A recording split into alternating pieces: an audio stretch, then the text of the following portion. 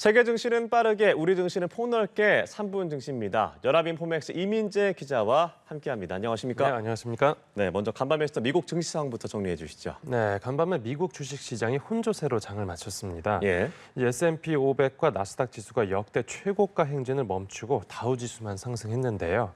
이 구체적인 종가를 살펴보면 S&P 500 지수가 0.88% 내린 5,584.54포인트로 마감했고요. 네. 나스닥 지수가 1.95% 하락한 18,283.41포인트에 그쳤습니다. 반면에 다우지수만 0.08% 오른 39,753.75포인트로 장을 마쳤습니다. 네. 이게 숨고르기에 들어간 것인지 조정장의 시작일지 대형주들의 낙폭이 컸군요.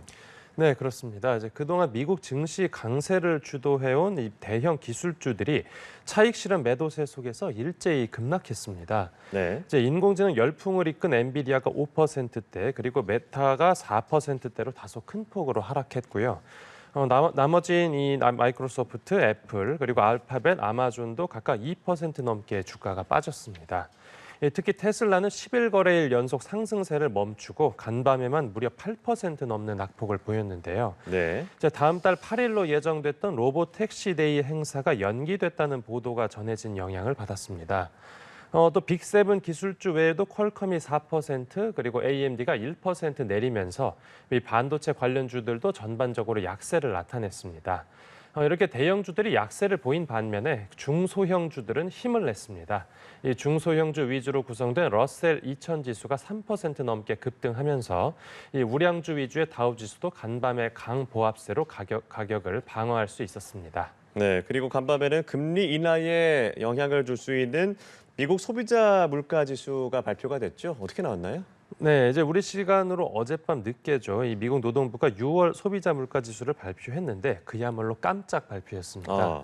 이 물가 상승률이 3.0%로 집계됐는데 이게 지난달보다 상승률이 0.3%포인트 낮아졌습니다. 예. 또 에너지와 식료품을 빼고 계산한 중장기 물가 상승률도 3.3%로 나타나서 이제 3년 3개월 만에 최저치를 기록했고 또 전문가들의 예상치도 하회했습니다. 이렇게 물가 상승세가 둔화하는 모습이 다시 한번 확인되면서 이제 금융시장 투자자들 사이에서는 이제 미국 연준의 9월 금리 인하가 확실시되는 분위기입니다. 이제 미국 기준금리 선물 시장에 반영된 9월 금리 인하 확률을 봐도 지금 90% 넘는 수준으로 뛰었고 또 12월까지 포함해서 연내 2번의 인하 기대감도 커졌습니다. 네. 그런데 이런 조기 금리 인하 기대감이 커진 건 증시 강세 재료지만 간밤엔 지수들이 대부분 하락했는데요. 이제 그동안 금리 인하를 예상하면서 주가가 미리 올랐다가 사실상 9월 인하가 확정됐다는 판단이 서자마자 지금이 매도 적기라고 판단했다고 보입니다. 네, 알겠습니다. 이제 국내 증시도 살펴보죠. 어제 코스피 시장 상황 어땠습니까? 네, 코스피가 어제도 강세를 연출하면서 3거래일 연속으로 상승세를 이어갔습니다. 네. 코스피 종가는 0.81% 오른 2,891.35포인트로 집계됐습니다. 지금 2,900선까지는 0.3%가량 남은 셈입니다. 현물뿐만 아니라 코스피 200 선물 지수도 2년 8개월 만에 400선을 돌파했습니다. 이런 어제 강세장에는 이제 하루 전날에 나온 그 제롬 파월 연준 의장의 통화 완화적인 발언 영향이 좀 컸다고 보입니다. 또 수급상으로는 외국인이 홀로 6천억 원 넘게 순매수하면서 지수 상승을 이끌었습니다. 네, 그리고 어제 오전에는 우리 금리가 다시 동결이 됐죠? 네, 맞습니다. 한국은행이 어제 금통위 회의를 열고 기준금리를 묶었는데요. 이번 결정은 예상대로 나오긴 했는데 그 예상에서 빗나간 발표나 좀 발언들이 나오면서 자산 가격들이 출렁였습니다. 네. 이제 먼저 기준금리 동결이 만장일치로 이루어졌다라고 발표되면서 주가 상승폭이 장중에 축소됐다가 장 후반에 다시 상승폭을 확대했고요. 또 이창용 한국은행 총재가 최근 시장에 형성된 기준금리 인하 기대감에 대해서 다소 과도한 측면이 있다라고 지적을 하면서 이 국고채 가격이 하락하고 금리가 뛰어오르기도 했습니다. 네. 이번 금통위 회의를 기점으로 이제 국내에서는 8월 금리 인하 기대감이 줄고 10월 금리 인하에 무게가 실리는 분위기입니다. 네, 그리고 코스피 시장에 새로 상장된 게임사가 주목을 받았다고요.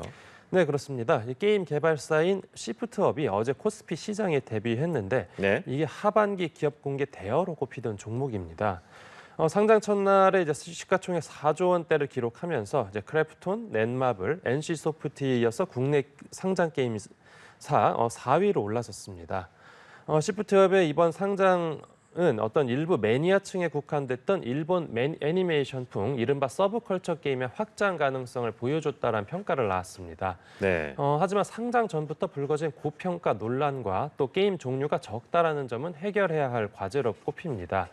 실제로 이제 시장 기대와 달리 어제 주가가 더블, 그러니까 이 공모가 2배인 12만 원에 한참 못 미치는 7만 원대에 그친 이유기도 합니다. 네, 알겠습니다. 오늘 말씀 여기까지 들어보죠. 3분 증시 연합인포맥스 이민재 기자와 함께했습니다. 고맙습니다. 감사합니다.